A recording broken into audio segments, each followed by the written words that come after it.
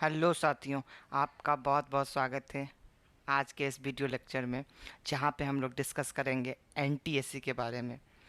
What is NTSC means NTSC क्या है और इनको कौन कौन से छात्र इस एग्ज़ाम के देने योग्य हैं, इसका सिलेबस क्या है, पाठ्यक्रम क्या है और उस सिलेबस को हम लोग कैसे कवर करेंगे।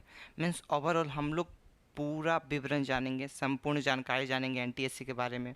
काफ़ी वीडियो इन्फॉर्मेटिव है और इसका जो हिंदी मीनिंग है मैं वो भी बता दूं बच्चों को, ताकि जो हिंदी माध्यम के बच्चे हैं वो भी अच्छे से समझ सकें। ये राष्ट्रीय प्रतिभा खोज परीक्षा है और इस परीक्षा के बारे में क्या क्या चीज़ें हम लोग के पास होनी चाहिए उसके बारे में आपको बिल्कुल नहीं सोचना है। इस वीडियो में पूरी जानकारी दी जाएगी, ओके। और ये भी बताया जाएगा कि सिलेबस को हम कैसे कवर कर सकें। सो फर्स्ट थिंग फर्स्ट, हम लोग स्टार्ट करते हैं कि ये जो परीक्षा है वो भारत के सभी प्रमुख माध्यमिक शिक्षा बोर्डों के कक्षा 10 के लिए है, ओके। सो कक्षा 10 के सारे विद्यार्थी इसको दे सकते हैं और ये जो हर साल लगभग 10 लाख भारतीय छात्र इस परीक्षा में बैठते हैं और उनमें से 10,000 सिर्फ 10,000 छात्रों को छात्रवृत्ति के लिए चुना जाता है।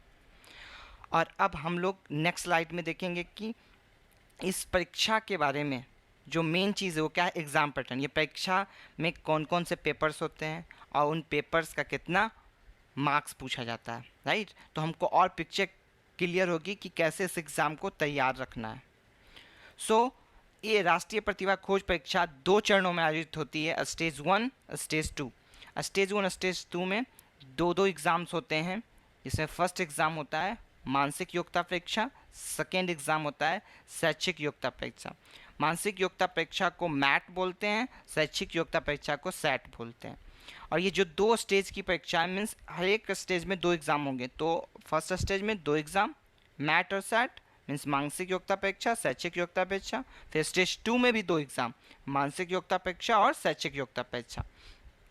बट डिफरेंस क्या है, स्टेज 1 जो एग्जामिनेशन है वो स्टेट के द्वारा कवर किया जाता है, मीन्स स्टेज उसको एडमिनिस्ट्रेटेड करती है। मीन्स कहने का मतलब कोई बच्चा बिहार का है तो बिहार के राज्य सरकार के जो शिक्षा मंत्रालय होगा वो स्टेज 1 एग्ज़ाम कंडक्ट करवाएगी। कोई गुजरात का बच्चा है जो 10th में पढ़ रहा है अभी, वो गुजरात के शिक्षा मंत्रालय उस एग्ज़ाम का पेपर बनाएगी, कंडक्ट करवाएगी। मीन्स स्टेज 1 के जो जितने भी ये 2 चरण में 2 एग्ज़ाम्स पेपर हैं, मानसिक योग्यता परीक्षा, शैक्षिक योग्यता परीक्षा, इसको स्टेट करवाएगी। और स्टेज 2 जो है वो एनसीईआरटी, स्टेज 1 में जो बच्चे क्वालिफाइड होंगे वो स्टेज 2 में जाएंगे, स्टेज 1 का जो एग्जामिनेशन लेगी वो लेगी एनसीईआरटी, राइट।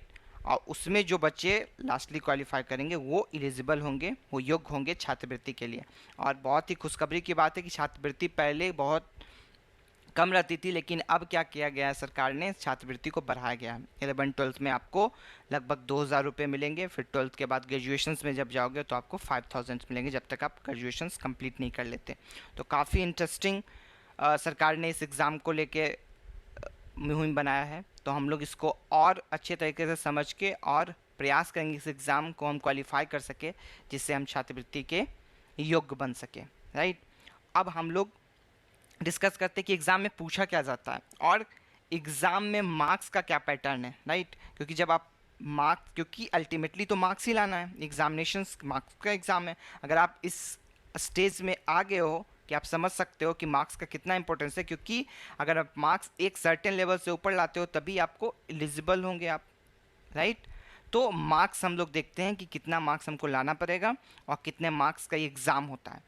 सो ये फर्स्ट मानसिक योग्यता परीक्षा, सेकेंड शैक्षिक योग्यता परीक्षा, दोनों जो एग्ज़ाम्स होते हैं वो 100 मार्क्स के होते हैं और प्रत्येक एग्ज़ाम में 100 क्वेश्चंस पूछे जाते हैं। प्रत्येक क्वेश्चंस का जो मार्किंग पैटर्न है वो 1 मार्क्स का होता है। तो 100 questions into 1 is equal to 100 marks. तो 100 मार्क्स मानसिक योग्यता परीक्षा में और 100 मार्क्स शैक्षिक योग्यता परीक्षा में। और प्रत्येक जो परीक्षा है, मानसिक योग्यता परीक्षा है, उसका जो अवधि रहता है, आप किस टाइम लिमिट में इस परीक्षा को करोगे कवर, वो रहता है 2 आवर्स, मीन्स 120 मिनट्स, 120 मिनट में आपको मानसिक योग्यता परीक्षा देनी है। फिर शैक्षिक योग्यता परीक्षा भी आपको 120 मिनट में देनी है। क्वेश्चंस कितने रहेंगे टोटल, 100 क्वेश्चंस रहेंगे और मार्क्स कितने रहेंगे क्वेश्चंस के, 1 मार्क्स रहेंगे। आई होप आप बिल्कुल अच्छे तरीके से एग्ज़ाम पैटर्न को समझ गए होंगे। अब हम लोग डिस्कस करते हैं नेक्स्ट कि सिलेबस क्या है। सिलेबस जब तक आप नहीं जानते हैं किसी भी एग्ज़ाम का, तो आप उस एग्ज़ाम को क्रैक अच्छे से नहीं कर पाते हैं। तो हम लोग फर्स्ट जानेंगे सिलेबस क्या है। तो फर्स्ट हम लोग का क्या था, मानसिक योग्यता परीक्षा। तो मानसिक योग्यता परीक्षा जो है वो 2 भागों में विभाजित किया गया है, वर्बल शाब्दिक और अशाब्दिक नॉन वर्बल। यहाँ पे नीचे आपको मीनिंग भी देखने को मिलेगा, वर्बल दैट इज शाब्दिक और नॉन वर्बल दैट इज अशाब्दिक। मीन्स कहने का क्या मतलब हुआ कि ये शाब्दिक अशाब्दिक का क्या अर्थ है। तो हम लोग अब जाते हैं इसके डीप और समझते हैं कि ये वर्बल जो पेपर आता है वो किस तरीके का आता है, उसमें किस तरीके के क्वेश्चंस रहते हैं और क्या टॉपिक रहता है। तो काफ़ी अच्छे ढंग से आप समझाने के लिए मैंने आपको एक बहुत प्यारा सा सुंदर स्लाइड बनाया है कि ये जो वर्बल एग्ज़ाम होता है जिसको शाब्दिक कहते हैं, उसमें जो है हमारा जो सिलेबस है उसको मैंने 18 टॉपिक में यहाँ पे डिस्क्राइब किया है। फर्स्ट जो है वो सादृश्य, वर्गीकरण, वर्णमाला परीक्षण, तार्किक विनारेक, रक्त संबंध, ब्लड रिलेशन सब जानते हैं, श्रृंखला, कैलेंडर, घड़ी, दूरी और दिशा, सच प्रधारित प्रश्न, श्रेणी क्रम, घन घनाप। तो ये 18 टॉपिक इसको वर्बल में, वर्बल का सिंपल सा मतलब होता है कि आपको अपना मेंटल एबिलिटी, जैसे नाम का ये ना MAT, mental ability test, means ये एग्ज़ाम इसलिए लिया जा रहा है, इसमें बच्चों का मानसिक क्षमता को आकलन करने के लिए लिया जा रहा है कि आप कितने अच्छे से शब्दों को समझते हैं, सीरीज़ का पैटर्न आप कितना अच्छे से समझ पाते हैं, मीन्स रीजनिंग एबिलिटी आपकी क्या है। तो रीजनिंग एबिलिटी विथ कैलकुलेशन जब आप करते हैं तो वो शाब्दिक के अंतर आता है, लेकिन रीजनिंगलिटी जब आप माइंड सेट मीन्स पिक्चर के साथ आप करते हैं तो उस अशाब्दिक के अंतर्गत आता है। तो अशाब्दिक भी देखते हैं कि क्या मतलब है नॉन वर्बल का, मीन्स नॉन वर्बल के अंदर कौन कौन से टॉपिक्स आते हैं। तो नॉन वर्बल के अंदर ये टॉपिक्स हैं आपके। फर्स्ट क्या है, एनालॉजी जिसको आप सादृश्य बोलते हैं, वर्गीकरण, क्लासिफिकेशन, श्रृंखला, सीरीज भी इसमें रहेंगे। फिर कागज़ को मोड़ना, बोलेगा कि कोई कागज़ से आपको इस पैटर्न में मोड़ना है, फिर जब उसको हम लोग ओपन करेंगे तो कैसा वो दिखेगा। फिर फॉर्मेशन ऑफ फिगर, आकृति निर्माण, आकृतिक मिलान, फिर आप बाटर इमेज, मिरर इमेज, जल छवियाँ जिसको आप हिंदी में बोल सकते हो। फिर घन और पासों पे किस तरह से पासा को रोटेट करेंगे और किस तरह से पासा के अंकों पे, राइट, पासा पे अंक रहते हैं 1 से लेकर 6 तक, तो किस तरीके से उसका कम्बिनेशन बनता है। तो ये सब टॉपिक्स हैं, बिल्कुल आपको नहीं घबराना है। एक एक टॉपिक को मैं डिस्कस करूंगा, लेकिन आपको बस बने रहना है, एक एक वीडियो को फॉलो करना है, एक एक कॉन्सेप्ट को फॉलो करना है। देखिए शुरू में एग्जामिनेशंस की तैयारी में परिश्रम लगता है, समय लगता है, लेकिन जब आप उस स्टेज पे पहुंच जाते हैं परिश्रम करके तो फिर सफलता आपके नज़दीक हो जाती है। तो हम लोग सफलता नज़दीक करने के लिए एक कदम बढ़ा चुके हैं। क्यों? क्योंकि हम लोग सिलेबस समझ चुके हैं कि कहाँ कहाँ से एनटीएससी क्वेश्चंस पूछता है, और उस सिलेबस को हम लोग कवर करेंगे और फिर उस पर क्वेश्चंस प्रैक्टिस करेंगे। ओके, सो अब हम लोग आते हैं सैट पे, मीन्स शैक्षिक योग्यता परीक्षा। उसमें क्या है, उसमें फर्स्ट जो होता है गणित, आपके 10th बोर्ड के गणित, 9 10 दोनों रहता है। सामाजिक विज्ञान और विज्ञान, सामाजिक विज्ञान में इतिहास, फिर आपसे पूछे जाएंगे नागरिक शास्त्र, सिविक्स जिसको बोलते हैं, फिर भूगोल, फिर आपके अर्थशास्त्र, और विज्ञान में भौतिक विज्ञान, रसायन विज्ञान और जीव विज्ञान। तो ये टॉपिक से सेट के अंतर्गत आते हैं, राइट। अब आ जाते हैं कि कितने, जैसे कि मैंने बताया सेट और मैट में 100 क्वेश्चंस पूछे जाते हैं। तो 100 क्वेश्चंस में कैसे डिवाइड है ये 3 टॉपिक, गणित से कितने क्वेश्चंस पूछे जाएंगे, सामाजिक विज्ञान से कितने क्वेश्चन पूछे जाएंगे और विज्ञान से कितने क्वेश्चन पूछे जाएंगे, राइट। तो गणित से 20 क्वेश्चंस, सामाजिक विज्ञान से 40 और विज्ञान से भी 40, मीन्स 100 क्वेश्चंस सेट में भी हैं, राइट।